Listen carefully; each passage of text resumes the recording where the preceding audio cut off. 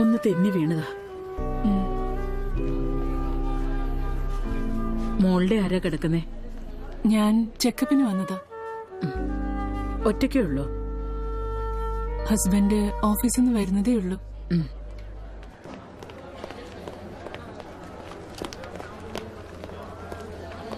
എങ്ങനെയാ പറ്റിയത്? Volleyball state selection ട്രയലായിരുന്നു. കോർട്ടിൽ നല്ല വഴുക്കലുണ്ടായിരുന്നു. കൈ കുത്തിയാ വീണത്. ഓ, ജോ പറഞ്ഞപ്പോഴാണ് ഞാൻ കാര്യം പറഞ്ഞത്. ഞാനിവിടെ ഉണ്ടായിരുന്നു. ഡോക്ടർ എന്ത് പറഞ്ഞു? ഡോക്ടർ ഒന്നും പറഞ്ഞില്ല. ഓ, ഞാനൊന്ന് സംസാരിച്ചിട്ട് വരാം. ഇത് വെച്ചോളൂ.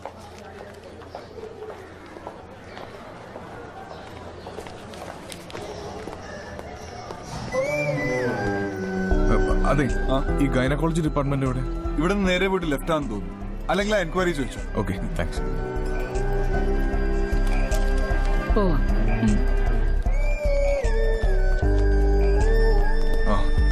നീ ഇത് എവിടെയായിരുന്നു? ഞാൻ എവിടെയൊക്കെ നോക്കിയെന്നറിയോ? ഞാൻ മരുന്ന് വാങ്ങാൻ വന്നതാ. വാ. ഇതാണ് മോളുടെ ഭർത്താവ്. എന്താ മോനെ കൊച്ചിനെ ഒറ്റയ്ക്ക് വിട്ടത്? ചെക്കപ്പിനൊക്കെ വരുമ്പോ കൂടെ വരണ്ടേ? ദേ, ഇനി ഇതുപോലെ ഒറ്റയ്ക്ക് വിടരുത്. ഭാര്യ ഗർഭിണിയാ.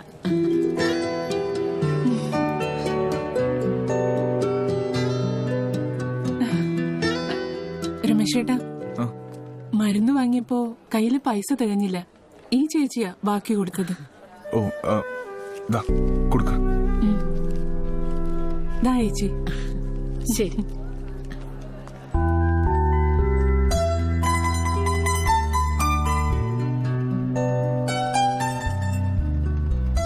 എനിക്കിന്ന് പോവാൻ തോന്നുന്നില്ല. നിന്റെ കൂടെ ഇങ്ങനെ കിടക്കാൻ തോന്നുന്നു. മോം അടിപിടിച്ച് കിടന്നു. പക്ഷേ ഇനി ഇങ്ങനൊന്നും ആയാ പറ്റില്ല.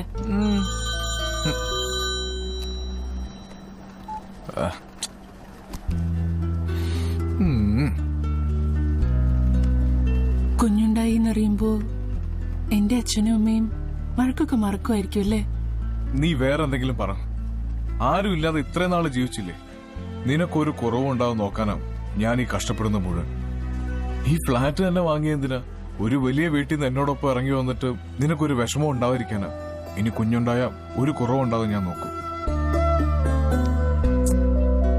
രമേശേട്ടാ, ദേഷ്യപ്പെടാതെ.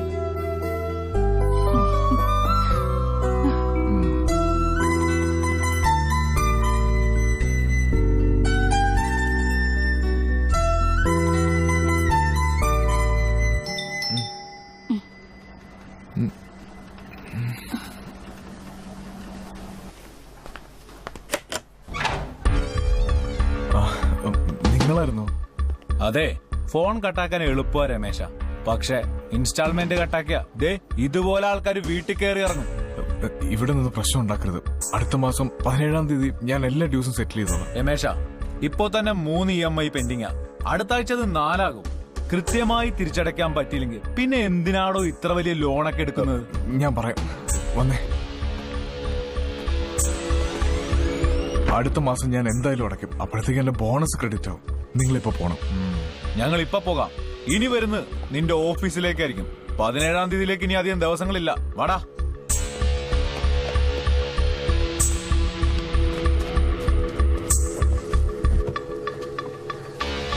രമേശ, നിനക്കിത് അടച്ചു തീർക്കാൻ പറ്റുമോ? സർ, ഞാൻ 17-ാം തീയതി സെറ്റിൽ ചെയ്തോളാം.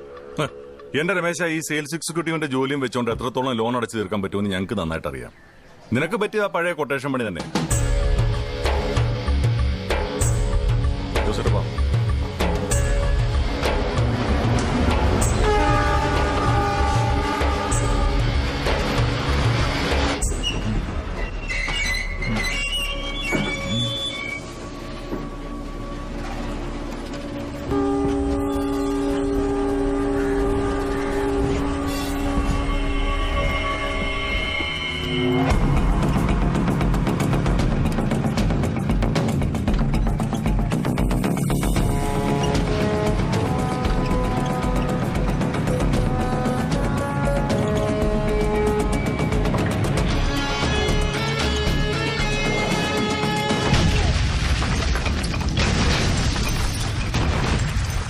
പൊട്ടിച്ചു കൂട്ടുകയാണല്ലോ.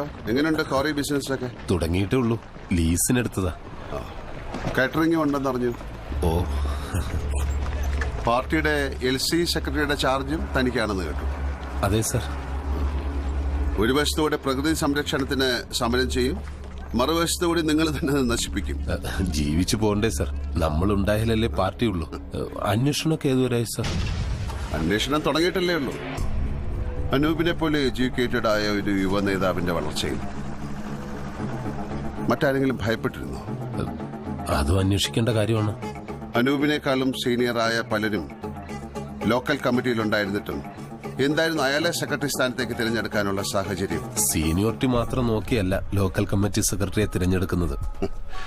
വിഭാഗീയതയൊക്കെ കടന്നുകൂടിയ പാർട്ടിയാണല്ലോ നിങ്ങളുടേത്. ജോസ് സെബാസ്റ്റ്യനും ആ സ്ഥാനത്തേക്ക് മത്സരിച്ചു എന്ന് കേട്ടല്ലോ. അങ്ങനെയൊന്നുമില്ല സർ. ഒരു സംഘടനയാവുമ്പോ അതൊക്കെ സ്വാഭാവികം. ഭൂരിപക്ഷം അനൂപിനായിരുന്നു. ഓക്കെ. എങ്ങനെയായിരുന്നു അനൂപിന്റെ പ്രവർത്തന രീതി? നാട്ടുകാർക്കിടയിൽ നല്ല ഇമേജ് ആയിരുന്നു. ഇവിടെ പുതുതായി തുടങ്ങിയ സ്വകാര്യ മെഡിക്കൽ കോളേജിന്റെ വരവിനോടൊക്കെ പോസിറ്റീവായ സമീപനമായിരുന്നു സഖാവിന്. The education of all children, from the moment they can get along without a mother's care, shall be in state institutions at state expense. Karl മാർക്സിന്റെ വാക്കുകളാണത്. വിദ്യാഭ്യാസം സ്റ്റേറ്റിന്റെ കീഴിലായിരിക്കണം. പക്ഷെ ഇപ്പോഴത്തെ നമ്മുടെ ലോകക്രമം വെച്ച് നമുക്കത് സാധ്യമല്ല. എന്നാലും ഈ മെഡിക്കൽ കോളേജ് നമ്മുടെ ഓരോരുത്തരുടെയും പ്രതീക്ഷയുടെ പുറത്താണ് കെട്ടിപ്പൊക്കിയിരിക്കുന്നത്. പണക്കാരനെ പോലെ പാവപ്പെട്ടവനും ഇവിടെ പഠിക്കാനുള്ള സാഹചര്യം ഉണ്ടാകട്ടെ എന്ന പ്രതീക്ഷയോടെ ഞാൻ നിർത്തുന്നു. അഭിവാദ്യങ്ങൾ.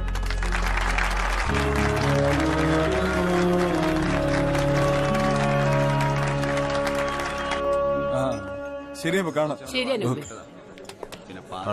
കലക്കിയടോ അനൂപേ തന്റെ പ്രസംഗം.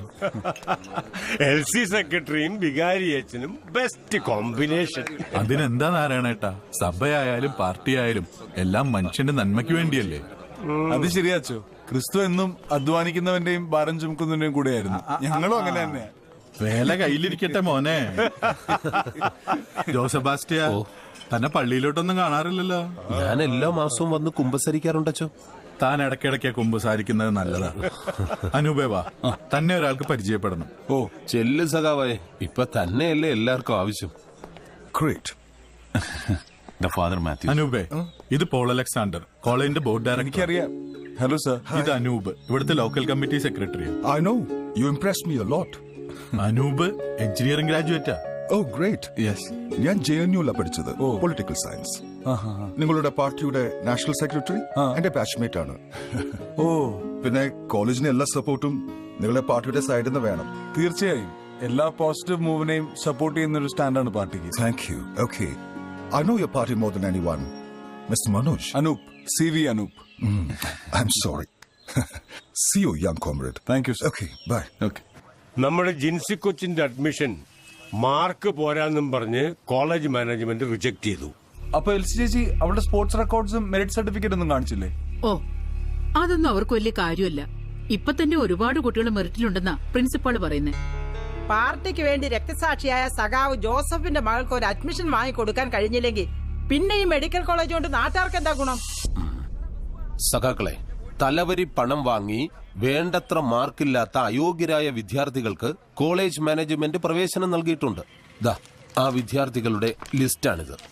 കോളേജ് യൂണിറ്റ് സെക്രട്ടറി സൂരജ് തന്നത്. ഓ, ആൽഫ്രഡ് ജോസ്, പ്രിയങ്ക ബാലചന്ദ്രൻ, ഷിയാസ്, അനുപമ മോഹൻ, ചാൾസ്.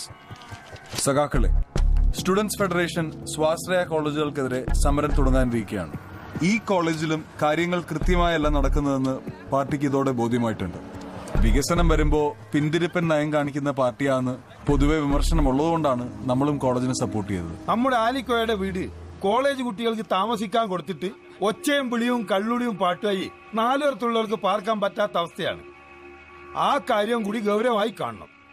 ആലിക്കോയുടെ വീടിന്റെ കാര്യം ഞാൻ അന്വേഷിച്ചോളാം. അതോടൊപ്പം സ്വാശ്രയ കോളേജുകളുടെ തെറ്റായ നയങ്ങൾക്കെതിരെ പാർട്ടി ശക്തമായ ഇടപെടുക തന്നെ ചെയ്യും. അഡ്മിഷന്റെ കാര്യത്തിൽ കോളേജ് സ്ട്രിക്ട് ഗൈഡ് ലൈൻസ് ആണ് ഫോളോ ചെയ്യുന്നത്. ഈ പറയുന്ന ജിൻസി ജോസഫിനേക്കാൾ മെറിറ്റ് ഉള്ള പലരുടെയും ആപ്ലിക്കേഷൻസ് ഇതുപോലെ റിജക്ട് ചെയ്തിട്ടുണ്ട്. അങ്ങനെയാണെങ്കിൽ ഈ ലിസ്റ്റിലുള്ള 5 വിദ്യാർത്ഥികൾക്ക് എന്ത് ഗൈഡ് ലൈൻസ് വെച്ചിട്ടാണ് നിങ്ങൾ അഡ്മിഷൻ കൊടുത്തത്? എനിക്കിനി ഇവരോടൊന്നും സംസാരിക്കാനില്ല. ഇനിയിപ്പോ ഡോക്ടർ പോൾ അലക്സാണ്ടറോടും സംസാരിച്ചാലോ? നിങ്ങൾ സംസാരിച്ചു നോക്കൂ. ബട്ട് ഡോക്ടർ പോൾ ഇപ്പോൾ കാനഡയിൽ ഒരു ട്രീറ്റ്മെന്റ് പോയിരിക്കുക. വയനാട് പോലൊരു പിന്നോക്ക ജില്ലയിൽ നിങ്ങളുടെ മാനേജ്മെന്റിന്റെ ഇഷ്ടത്തിനനുസരിച്ച് അഡ്മിഷൻ നിർണ്ണയിക്കുന്ന ഏർപ്പാടുണ്ടല്ലോ, അതെന്തായാലും ഈ നാട്ടിലെ കുട്ടികൾക്ക് ഒരു ഗുണവും ചെയ്യില്ല. ക്യാപിറ്റേഷൻ തരുന്നവർക്ക് മാത്രം അഡ്മിഷൻ കിട്ടുന്ന ഒരു കോളേജാക്കി മാറ്റാനാണ് തീരുമാനമെങ്കിൽ ഞങ്ങളുടെ നിലപാട് മാറും. ഇവരോടൊന്നും പറഞ്ഞിട്ട് ഒരു കാര്യമില്ല. ഞാൻ ഇറങ്ങാച്ചോ.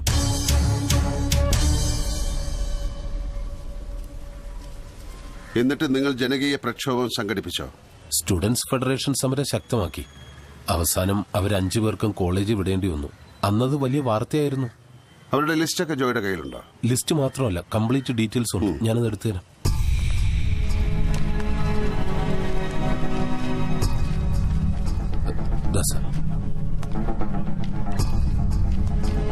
സഖാവ് ജോസഫിന്റെ രക്തസാക്ഷി ദിനത്തിൽ അനൂപ് എവിടെയായിരുന്നെന്ന് ജോയ്ക്കറിയാം. ഉച്ചവരെ ഇവിടെ ഉണ്ടായിരുന്നു. എന്തോ അത്യാവശ്യ കാര്യമുണ്ടെന്ന് പറഞ്ഞ് എന്റെ ബൈക്ക് എടുത്തോണ്ട് പോയി. കാര്യം എന്താണെന്ന് ജോയ്ക്കറിയില്ലേ? ഏതോ പെണ്ണ് കേസാണെന്ന് സംസാരമുണ്ടല്ലോ. അനൂപിന്റെ ഈ നാടകം കളിയും കോഴിക്കോട്ട് പോക്കും പാർട്ടിക്കുള്ളിൽ തന്നെ വിമർശനമുണ്ടാക്കിയിരുന്നു. പിന്നെ അതൊക്കെ ഒരാളുടെ സ്വകാര്യതയല്ലേ എന്ന് കരുതി ഞാനതിലൊന്നും ഇടപെടാറില്ല. വ്യക്തിയുടെ സ്വകാര്യതകൾ അവന്റെ പൊതുജീവിതവുമായി ഒരുപാട് അന്തരമുള്ള കാലമാണിത്. ഒരാൾക്ക് തന്നെ 2 മുഖം, 2 മനസ്സ്. ശരിയല്ലേ ജോസ് സെബാസ്റ്റ്യൻ? ഇത് നാരായണേട്ടൻ. എനിക്കറിയാം, അനൂപിന്റെ ഏറ്റവും അടുത്ത കൂട്ടുകാരൻ. 60കളുടെ അവസാനങ്ങളിൽ പാർട്ടി വളർത്താൻ ആലപ്പുഴയിൽ നിന്ന് വയനാട്ടിലേക്ക് വന്നയാൾ. എനിക്ക് നാരായണേട്ടനെ വിശദമായി കാണേണ്ടതുണ്ട്. പിന്നീട് ഒരിക്കലാവാം. ശരി.